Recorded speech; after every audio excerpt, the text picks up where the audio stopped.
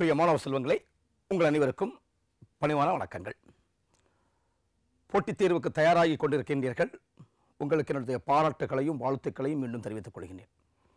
அப்துல் கலாம் அழகாக சொல்வார், small aim is crime, அதாவது சிறிய குறிக்கோள் குற்றம். அதை தான் பாரதி அவருடைய பாசியில் அழகாக சொல்வார், பெரிதினும் பெரிது கீழ். ஆகவே அன்புக்குரிய செல்வங்களே, உங்களுடைய எண்ணங்கள் உயர்வாக இருக்கட்டும்.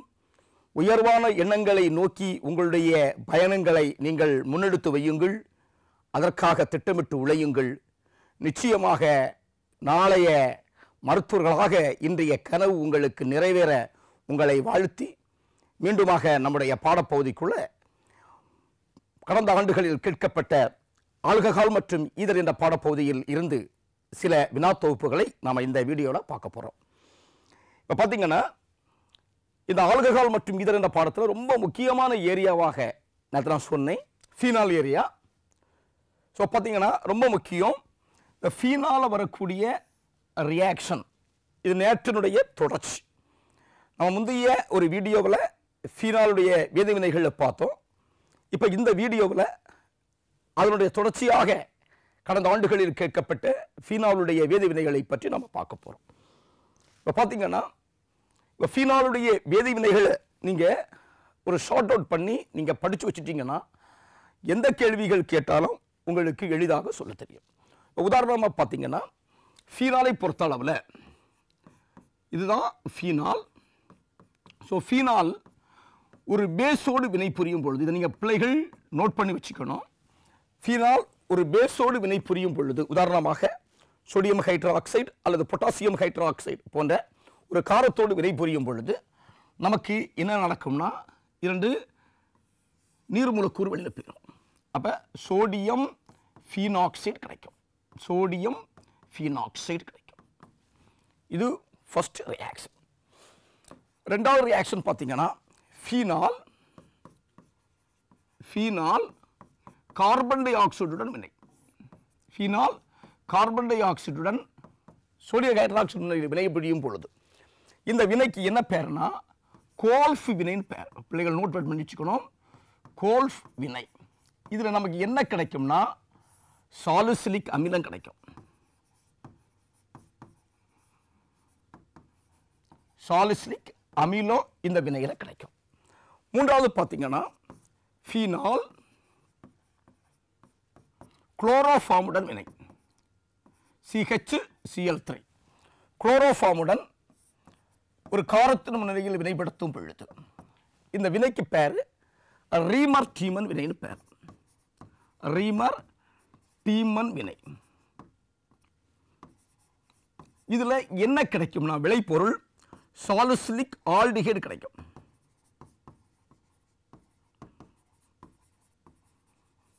சாலிசிலிக் ஆல்டிஹைடு கிடைக்கும். அதே போல் பார்த்தீங்கன்னா, ஃபீனால்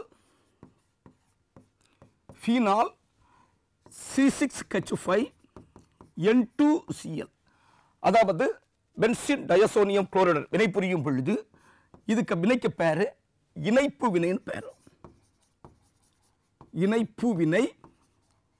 இதில் என்ன கிடைக்கும்னா ஒரு சாயம் நமக்கு கிடைக்கும். ஒரு சாயம் கிடைக்கும். அடுத்தது பார்த்தீங்கன்னா, ஃபீனால் டாலிக் அமில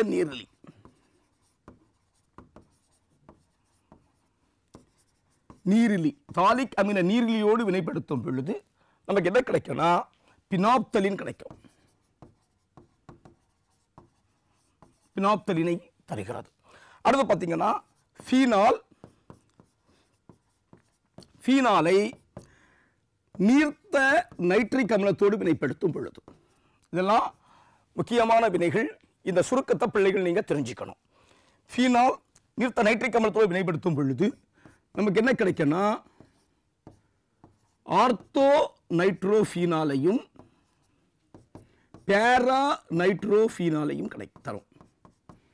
ஆர்த்தோ நைட்ரோஃபீனால் மற்றும் பேரா நைட்ரோஃபீனாலை தரும். அதே மாதிரி பார்த்தீங்கன்னா, ஃபீனால் அடர் நைட்ரிக் அமிலம் அடர் நைட்ரிக் அமிலத்தோடு வினைப்படுத்தும் பொழுது நமக்கு என்ன கிடைக்கும்னா எளிதாக அனைத்து பகுதிகளிலும் வினை புரிந்து 2,4,6 ட்ரை நைட்ரோஃபீனாலை தருகிறது. ரொம்ப முக்கியமான வினை. ஸோ ஃபீனால் அடர் நைட்ரிக் அமிலத்தோடு வினைபுரியும் பொழுது அதனுடைய அனைத்து ஆர்த்தோ மற்றும் பேரா பகுதிகளில் வினைபுரிந்து நமக்கு 2,4,6 ட்ரைநைட்ரோஃபீனாலை தருகிறது.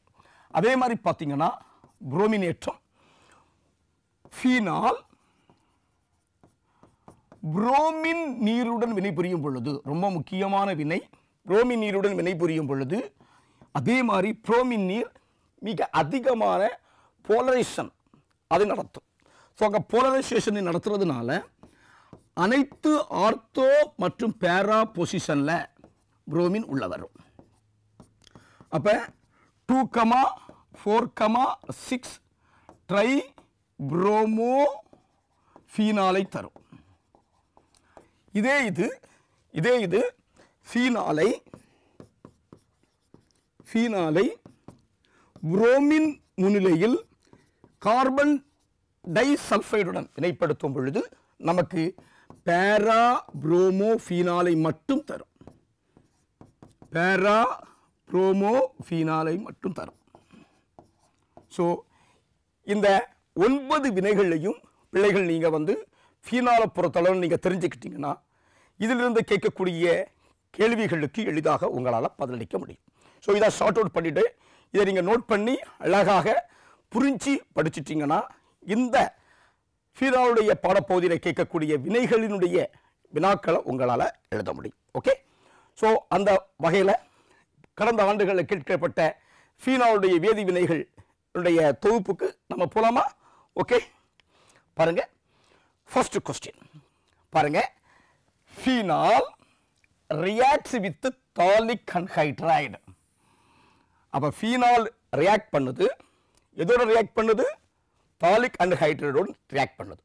இப்போ நமக்கு தெரியணும் தாலிக் அன்ஹைட்ரைடுனா அதாவது தாலிக் ஆசிட் இதிலிருந்து நீர் மூலக்கூறு வெளியே போய் கிடைக்கக்கூடியது. Removal of water from phthalic acid. So this is called as phthalic anhydride. So அப்போ தாலிக் அன்ஹைட்ரைட் ஓடு எது வினை புரிகிறது? ஃபீனால் வினை புரிகிறது. எதன் முன்னிலையில்? Presence of sulphuric acid. நமக்கு தெரியும் சல்ஃபியூரிக் ஆசிட் வந்தாலே அங்கே என்ன நடக்கும்னா அந்த வினையிலிருந்து நீர் மூலக்கூறு வெளியேறும். Removal of water. இந்த பாயிண்ட் ரொம்ப முக்கியம். அப்போ ஃபீனால் தாலிக் அன்ஹைட்ரைடோடு வினை புரிகிறது. எதன் முன்னிலையில்? கந்தக அமில முன்னிலையில். அதாவது ரெண்டும் சேரும் பொழுது நமக்கு நீர் மூலக்கூறு வெளியேறுகிறது. இதை வெப்பப்படுத்தும் பொழுது வெப்பப்படுத்தி the reactions, hot reactions mixture is poured in sodium hydroxide solution. sodium hydroxide கரைசல் உள்ள ஒரு குடுவையில் நம்ம செலுத்தும் பொழுது என்ன விளைபொருள் நமக்கு கிடைக்கும்? இதுதான் கொஸ்டின். அப்போ வினாக்களை ஒழுங்காக புரிஞ்சுக்கணும். இது ஒரு வினை, அதை சென்டென்ஸில் அழகாக கொடுத்துருக்காங்க. பாருங்க, வினாவை பாருங்க. ஃபீனால் தாலிக் அன்ஹைட்ரைடோடு ரியாக்ட் பண்ணுது. எதன் முன்னிலையில்? அமில முன்னிலையில் வினை புரிஞ்சு ஒரு மிக்சரை கொடுக்குது. இந்த மிக்சரை நாம் என்ன செய்கிறோம்னா சோடியம் ஹைட்ராக்சைடு கரைசல் உள்ள ஒரு குடுவையில் போடும் பொழுது நமக்கு ஒரு எண்டு ப்ராடக்ட் கிடைக்குது. அந்த எண்டு ப்ராடக்ட் என்னன்னு கேட்டிருக்கான் பாருங்க. இப்போ நமக்கு தெரியும், இது இங்கே எழுதுறேன். ஃபீனால் இதோடு வினை புரிகிறது, தாலிக் அன்ஹைட்ரைடோடு வினை புரிகிறது. ஸோ தாலிக் அமிலம் COOH COOH இதுதான் தாலிக் அமிலம். அதாவது பாருங்க, இதுதான் தாலிக் அமிலம். இந்த தாலிக் அமிலத்தில் இருந்து நமக்கு என்ன கிடைக்குது? ஒரு மூலக்கூறு நீர் வெளியேறி நமக்கு என்ன கிடைக்கும்? தாலிக் அமில நீர்லியை தருகிறது. பாருங்க, இதுதான் தாலிக் அமில நீர்லி. இது எதோடு வினைபுரிகிறதுனா கந்தக அமில முன்னிலையில் வினைபுரியும் பொழுது இப்போ என்ன நடக்கும்னா கந்தக அமிலம்னா நமக்கு தெரியும் ரிமூவல் ஆஃப் வாட்டர். அப்போ என்ன செய்ய போறோம்னா இங்க பாருங்க இந்த ஆக்சிஜன் இந்த ஹைட்ரஜன் அப்போ இதை 2 மாலிகுல் எடுத்துக்கிறீங்க. ஸோ 2 மோல் ஆஃப் அதையும் நம்ம கேள்வியாக மாற்றுவதற்கு வாய்ப்புண்டு. So 2 mole of phenol treated with 2:1 என்ற ரேஷியோவில் 1 மோல் ஆஃப் தாலிக் அன்ஹைட்ரேட்டோடு ரியாக்ட் பண்ணும் பொழுது நமக்கு என்ன கிடைக்குது பாருங்க. 2 சேர்த்து எழுதுங்க. இதுங்க H2 போயிருது. அப்போ ஃபர்ஸ்ட் இந்த ஸ்ட்ரக்சர் எழுதுங்க. பிள்ளைகள் மனப்பாடம் பண்ணக்கூடாது.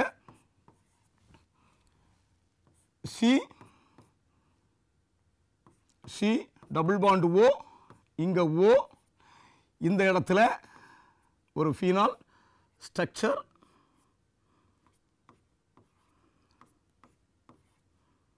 இதுல OH, இங்க ஒரு OH. ஸோ நமக்கு தெரியும் இந்த ஸ்ட்ரக்சர் தான் என்னன்னா பினாப்தலின் ஸ்ட்ரக்சர். பினாப்தலின் ஸ்ட்ரக்சர் அப்போ நம்ம ஏற்கனவே நம்ம சொல்லியிருக்கோம், முன்னாடியே படித்த கண்டென்ட்ல என்ன சொல்லியிருக்கோம், ஃபீனால் தாலிக் அன்ஹைட்ரேட்டோடு நீர் நீக்கமடைந்து பினாப்தலினை தருகிறது நம்ம சொல்லியிருக்கோம். இப்படிப்பட்ட கேள்விகளை பிள்ளைகள் தெளிவாக புரிஞ்சுக்கணும். அப்போ ஆன்சர் என்னது, phenolphthalein is the correct answer. இப்போ நமக்கு மற்ற 3ஐயுமே தெரிஞ்சுக்கணும். பினாப்தலின் என்ன, phenolphthalein is a powerful indicator. நமக்கு என்ன கிடைக்கும், phenolphthalein. So it is a powerful indicator. இதை நோட் பண்ணி வச்சுக்கணும். இது எங்க பயன்படும்னா ஆசிட் பேஸ் அமிலக்கார தரம் பார்த்தலில் பயன்படும். இயல்பாக பினாப்தலின் என்ன செய்யும்னா, பினாப்தலின் ஒரு நிறமற்ற கரைசல். இதை அமில கரைசலில் அமிலத்தில் போடும் பொழுது இது கலர்லெஸ்ஸாக நிறமற்றதாக மாறும். இதை பேஸில் போடும்போது ஒரு காரத்தில் போடும் பொழுது பிங்க் கலரை கொடுக்கும், இளம் சிவப்பு நிறத்தை தரும். இதுதான் அமிலக்கார தரம்பாலத்திற்கு பயன்படுத்தக்கூடிய ஒரு வலிமையான நிறங்காட்டி பினாப்தலின். இப்போ பாருங்க மற்ற 3ஐயும் நாம தெரிஞ்சுக்கணும். என்னன்னா அலிசரின். அலிசரின்னா என்னன்னா நம்ம மனிதன் இயற்கையில் தாவரத்தினுடைய ரூட்டில் இருந்து கண்டுபிடிச்ச முதல் pigment dye. Pigment dye. First pigment dye can be produced from the root of plant. So அது ரொம்ப முக்கியமானது. இது எதுக்கு பயன்படுகிறதுனா டெக்ஸ்டைல் இண்டஸ்ட்ரியில் பயன்படுகிறது. டெக்ஸ்டைலில் பயன்படுகிறது. பிள்ளைகள் அலிசரின்னா என்னன்னு தெரிஞ்சுக்கணும். நெக்ஸ்ட் பார்த்தீங்கன்னா மெத்தில் ஆரஞ்சு. மெத்தில் ஆரஞ்சும் இதுவும் ஒரு இண்டிகேட்டர் தான். இண்டிகேட்டர் இதுவும் எதுக்கு பயன்படுதுன்னா அமிலக்கார தரம் பார்த்தலுக்கு பயன்படுகிறது. அமிலக்கார தரம் பார்த்தலுக்கு பயன்படுகிறது. ஆனால் பினாப்தலினுக்கும் மெத்தில் ஆரஞ்சுக்கும் உள்ள வித்தியாசம் என்னன்னா, பினாப்தலின் எங்கேனா வலிமை மிக்க அமிலம், strong acid plus strong base, வலிமை மிக்க காரத்திற்கு பயன்படுகிறது. ஆனால் மெத்தில் ஆரஞ்சு எதுக்கு பயன்படுகிறதுனா இது வலிமை மிக்க அமிலம், வலிமை குறை காரத்திற்கு பயன்படுகிறது. இது நமக்கு தெரிஞ்சுக்கணும். நெக்ஸ்ட் பார்த்தீங்கன்னா ஃப்ளூரசின். ஃப்ளூரசின்னா என்னன்னா it is a addictive reagent. ரொம்ப முக்கியமாக தெரிஞ்சுக்கணும். அடிக்டிவ் ரியேஜென்ட், ஒரு ஏஜென்ட். இதை எங்க பயன்படுத்துவாங்கன்னா மெடிசின்ல பயன்படுத்துவாங்க. மெடிக்கல் ஃபீல்டில் பயன்படுத்துவாங்க. மெடிக்கல் ஃபீல்டில் நம்முடைய ரூட்ல இருக்கக்கூடிய நம்முடைய பாடியில் இருக்கக்கூடிய டிஷ்யூஸினுடைய அப்நார்மாலிட்டியை கண்டுபிடிக்கிறதுக்கு ரொம்ப முக்கியமான நம்ம பிள்ளைகள் தெரிஞ்சுக்கணும். அப்நார்மாலிட்டி ஆஃப் டிஷ்யூஸ் கண்டுபிடிக்கிறதுக்கு நம்முடைய வெயினில் இருக்கக்கூடிய வெசல்ஸில் உள்ள அப்நார்மாலிட்டியை கண்டுபிடிக்கிறதுக்கு ஒரு மெடிசினை யூஸ் பண்ணுறோம். அந்த மெடிசின் தான் ஃப்ளூரசின். அது எந்த நேமில் யூஸ் பண்ணுறோன்னா யுரேன். யுரேன்னா sodium sulphate salt of fluorescein. So இதுதான் யூரேன். ஸோ இப்போ யூரேன் சொல்கிற மெடிசினாக நம்ம ஃப்ளூரசினை பயன்படுத்துகிறோம். ஸோ அப்போ இந்த கேள்வியை பொறுத்தளவில் கரெக்ட் ஆப்ஷன் பினாப்தலின். ஓகே, இது நேரடியான ஒரு கொஸ்டின். பாருங்க செகண்ட் क्वेश्चन பாருங்க இது ஒரு கூற்று அதற்கு ஒரு காரணம் அப்படினு கொடுத்திருக்காங்க அப்ப நம்ம பிள்ளைகள் கூற்ற முதல்ல படிக்கணும் அதற்கு ஒரு காரணம் கொடுத்திருக்காங்க அந்த காரணம் சரியான காரணமானு தெரிஞ்சுக்கணும் பாருங்க கூற்று phenol is more reactive our phenol more reactive than benzene benzene விட more reactive எதற்கு towards electrophilic substitution இந்த வார்த்தை ரொம்ப முக்கியம் அப்ப நமக்கு electrophilic substitution reaction நடக்கணும் electrophilic substitutionனா எலக்ட்ரான் குறைப்பகுதி இதுதான் ரொம்ப முக்கியம் அப்ப ஒரு எலக்ட்ரான் குறைப்பகுதி அங்க சப்ஸ்டிடியூஷன் நடக்குது எங்க நடக்குது ஃபீனால்ல நடக்குது மற்றும் பென்சீன்ல நடக்குது அப்ப ஃபீனால்ல நடக்கக்கூடிய எலக்ட்ரோஃபிலிக் சப்ஸ்டிடியூஷன் ரொம்ப ஸ்ட்ராங்கா இருக்குமா பென்சீன்ல நடக்கக்கூடிய எலக்ட்ரோஃபிலிக் சப்ஸ்டிடியூஷன் ரொம்ப ரியாக்டிவ் வேகமா நடக்குமா என்பதை கேட்கிறது தான் இந்த கூற்று இப்போ நமக்கு தெரியும் அதற்கு ஒரு ரீசன் கொடுத்திருக்காங்க in the case of phenol the intermediate carbocation is more resonance stabilized கொடுத்திருக்காங்க இப்போ ரெண்டையும் தனித்தனியா நாம தெரிஞ்சுக்கணும் இத நம்ம பின்னாடி பார்த்துக்குவோம் முதல்ல இதனுடைய கான்செப்ட் தெரிஞ்சுக்கணும் இப்போ பாருங்க phenol இதான் ஸ்ட்ரக்சர் ஆஃப் phenol இது ஸ்ட்ரக்சர் ஆஃப் பென்சீன் இது பென்சீன் இப்போ நமக்கு தெரியும் எலக்ட்ரோஃபிலிக் சப்ஸ்டிடியூஷன் நடக்கணும்னா அதாவது எலக்ட்ரோஃபைல்னா எலக்ட்ரான் குறைப்புலம் பென்சீன் வளையத்துக்குள்ள வரணும் இதுதான் எலக்ட்ரோஃபிலிக் சப்ஸ்டிடியூஷன் இப்போ இங்க எலக்ட்ரான் குறைப்புலம் பென்சீன் வளையத்துக்கு வரணும்னா என்ன செய்யணும் பென்சீன் வளையம் எலக்ட்ரான் ரிச்சா இருக்கணும் இந்த இடம் எலக்ட்ரான் ரிச்சா இருக்கணும் அப்படி எலக்ட்ரான் ரிச்சா இருந்தா தான் எலக்ட்ரோஃபைல் உள்ள வர முடியும் இப்போ இது எலக்ட்ரான் ரிச் வளையத்தை கொடுக்குமா இதுல எலக்ட்ரான் ரிச் வளையத்தை கொடுக்குமா அதான் கேள்வி அப்படினா நமக்கு இந்த क्वेश्चनக்கு ஆன்சர் சொல்லலாம் பாருங்க இப்போ நமக்கு தெரியும் ஆக்ஸிஜனை பொறுத்தளவுல எக்ஸ்ட்ரா லோன் பேர் இருக்கும் இந்த லோன் பேர் எலக்ட்ரான் என்ன செய்யணும் பென்சீன் வளையத்தை நோக்கி நகர்கிறது ஆகவே கூடுதல் எலக்ட்ரான் செறிவு பென்சீன் வளையத்துக்குள்ள வருது ஆகவே என்ன செய்யும் இந்த பென்சீன் வளையம் அளவுக்கு அதிகமான எலக்ட்ரான் ரிச் எலக்ட்ரான் நிறைப்புலமாக மாறுகிறது அவ்வாறு எலக்ட்ரான் நிறைப்புலமாக மாறும் பொழுது எளிதாக என்ன செய்யும் எலக்ட்ரோஃபைல் கருக்கவரை எளிதாக கவரும் ஆகவே இங்க பாருங்க இங்க எலக்ட்ரான் செறிவு மிக்க ஒரு இது இல்லை சென்ட்ரல் ஆக்சிஜனை போல எதுவுமே இங்க கிடையாது ஆகவே இதுல எலக்ட்ரான் ரிச் மையத்துக்குள்ள வர்றதுக்கான வாய்ப்பு குறைவு ஆனா இங்க லோன் பேர் எலக்ட்ரான் இருக்கிறதுனால இந்த லோன் பேர் எலக்ட்ரான்னா தனித்த எலக்ட்ரான் இருக்கிறதுனால என்ன செய்யும் பென்சீன் வளையத்துக்குள்ள கூடுதல் எலக்ட்ரான் செறிவு வருகிறது ஆகவே எலக்ட்ரோஃபைலை கவரக்கூடிய தன்மையுடையது ஆகவே ஃபர்ஸ்ட் கூற்று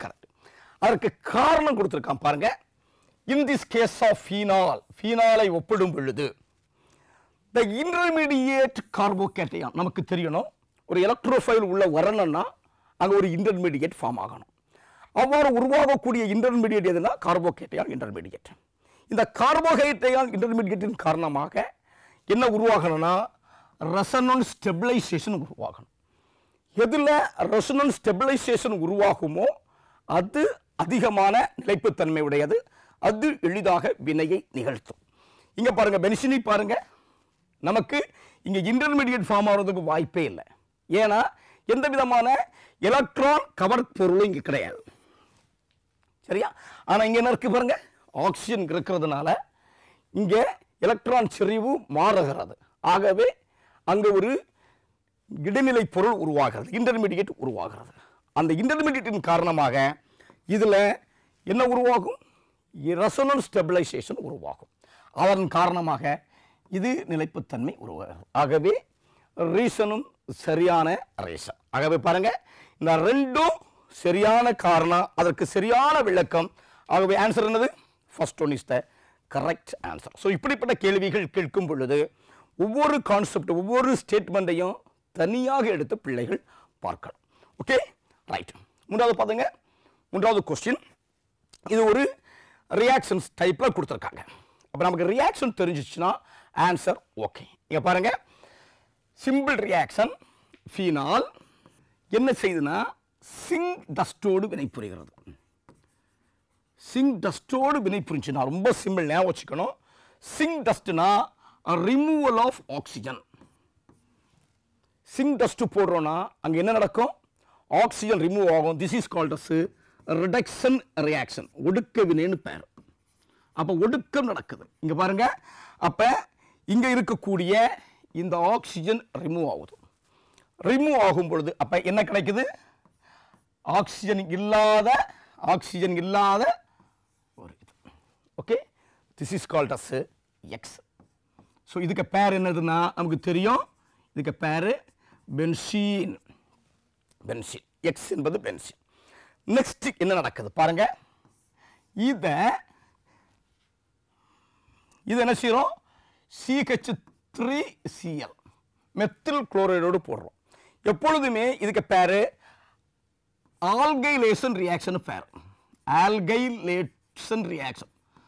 இந்த வினையை நிகழ்த்துறது எந்ததுன்னா நீரற்ற அலுமினியம் குளோரைடு. ரொம்ப முக்கியமாக தெரிஞ்சிக்க வேண்டியது, நீரற்ற அலுமினியம் குளோரைடு முன்னிலையில் தான் நமக்கு ஆல்கைலேட்டம் நடக்கும். இந்த வினைக்க பேரு, இது ஒரு சயின்டிஸ்டுடைய பேரு. ஸோ ஃப்ரீடல் கிராஃப்ட் வினை, கிராஃப்ட் ஆல்கைலேட்ட வினை, ஃப்ரீடல் கிராஃப்ட் ஆல்கைலேட்ட வினை. அப்போ என்ன நடக்கும்? நாங்கள் சிம்பிள், இங்கே ஒரு ஹைட்ரஜன் இருக்கும் சரியா, இந்த ஹைட்ரஜனும் இந்த சிஎலும் வெளியில் போயிடும். அப்போ என்ன கிடைக்குது பாருங்க, மீதோட அப்படியே சேர்த்து எழுதுங்க, CH3. ஸோ இதுதான் ஒய். என்னது? இதுக்கு பேரு that is called as toluene. Toluene பேர். ஓகே, நெக்ஸ்ட் என்ன நடக்குது? இந்த டொலுவீனை that is called as Y.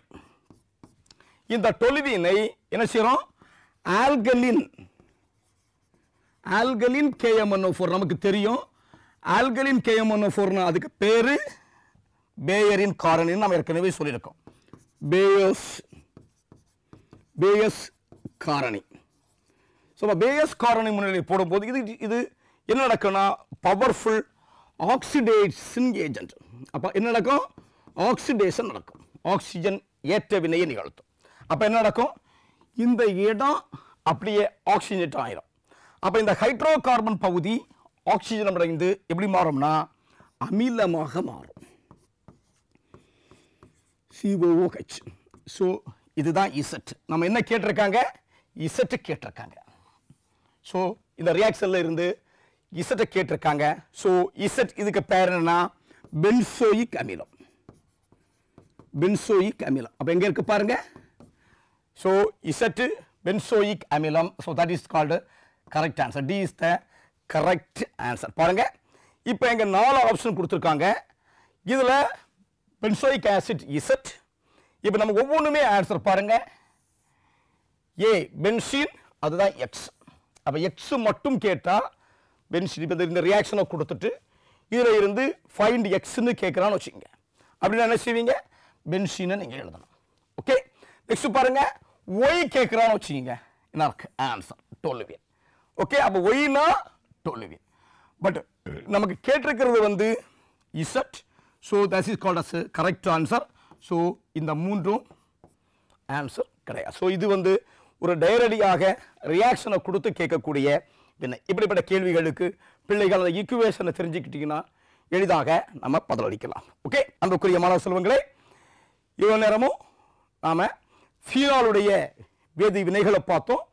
ஃபீனாலுடைய வேதி வினைகளை பொறுத்தளவில் அந்த வினைகள் நீங்கள் தெளிவாக தெரிஞ்சிருந்தா அந்த ஃபீனால் இதனோடு வினைபுரிந்து எந்த விளைபொருளை தருகிறது என்பதை நீங்கள் பாயிண்ட் அவுட் பண்ணி படிச்சுட்டீங்கன்னா அதை சென்டென்ஸாகவும் நீங்கள் படிக்கணும், அதனுடைய ஈக்குவேஷனாகவும் நீங்கள் படிக்கணும். அப்படி படிச்சுட்டீங்கன்னா உங்களுக்கு இந்த பாடப்பகுதியிலிருந்து கேட்கக்கூடிய வினாக்கள் மிகவும் எளிமையாக இருக்கும் என்ற நம்பிக்கையோடு தொடர்ந்து முயலுங்கள்.